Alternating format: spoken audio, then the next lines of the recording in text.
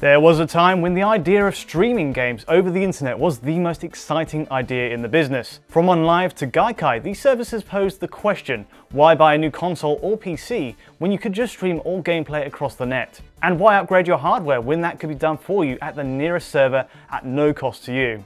We're very close to realizing that concept with PlayStation Now, which just started supporting PS4 titles, and it works. So why isn't there more buzz surrounding it? Now, historically, we've not been too kind to these streaming services, but credit is given where it's due.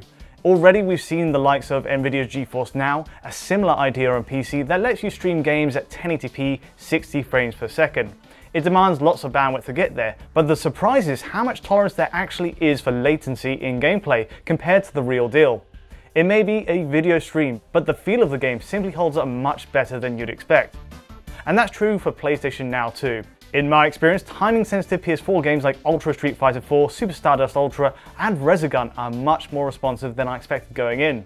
Not ideal for the competitive scene, but let's say for most people it's perfectly playable. If you're interested in analysis of input lag in gaming, I'd highly recommend following Nigel Woodall on Twitter.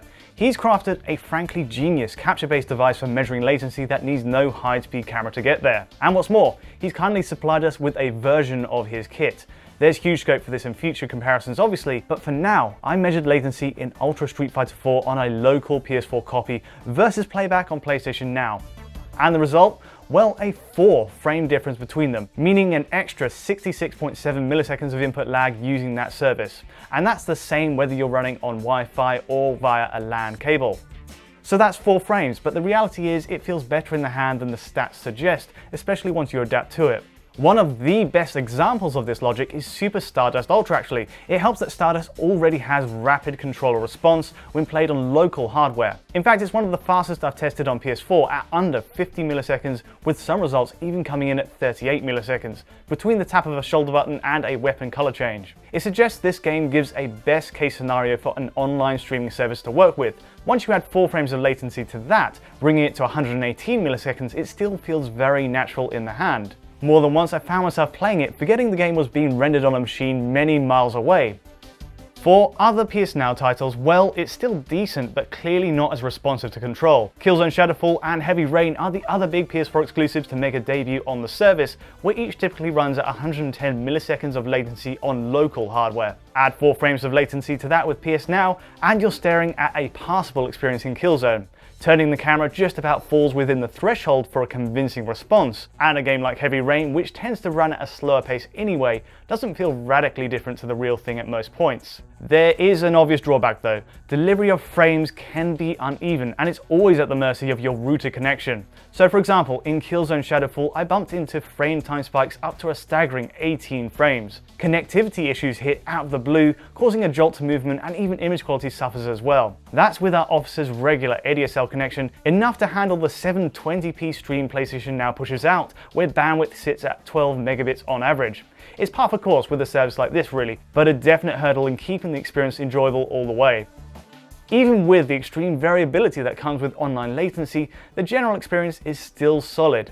From an input response perspective, it's more than enough, but where PlayStation Now falls short is in image quality. With the stream running at only 1280 by 720 right now, it's a shame you just can't see native 1080p games at their original resolution.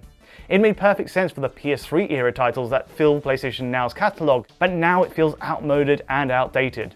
And the fact is, compression is a big problem as well. You don't have to look too closely at Super Stardust Ultra to realise there's just not enough bandwidth to resolve all the fine detail on screen. Even the title slide, filled with stars, turns to mush when played on PS Now. Compared to a local PS4 experience, that's a big downgrade in clarity.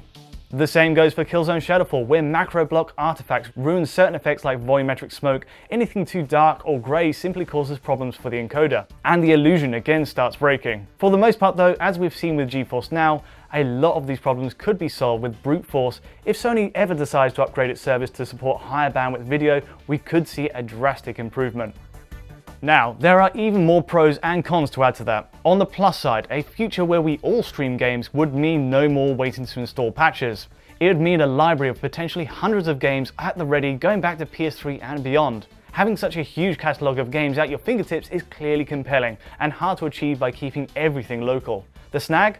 Well, publisher support isn't universal on PlayStation Now right now, and big players like Electronic Arts, Activision and Ubisoft are missing from the list. Again, it's a big point to address if this really stands a chance of taking off. Okay, so the other big hurdle is pricing. Right now you need to spend £13 a month, a flat rate for a Netflix style experience for games. It's a tall order really, especially given most titles here are on the older side, and with many games missing as well. On the other hand, it could work well as a way to sample a bulk of games before you buy one locally. Demos are becoming scarce this generation, and a streaming service like this could be a great solution. In fact, Sony has been smart on this front. Saves are stored on a separate PS Now server, but if you decide you want to play the real thing and resume where you left it, you have an option to transfer that save to your own PS4 system. It's all there. For everything PlayStation Now gets right, there's often a small drawback, but clearly the raw potential is undeniable. The core technology works, and a world with no downloads, installations or patches takes us back to the original plug-and-play console concept. It's still flawed, but could work brilliantly as a more mainstream gaming service, for example. And for the core gamer, an upgraded PlayStation Now service with better image quality would make it much easier to get on board with.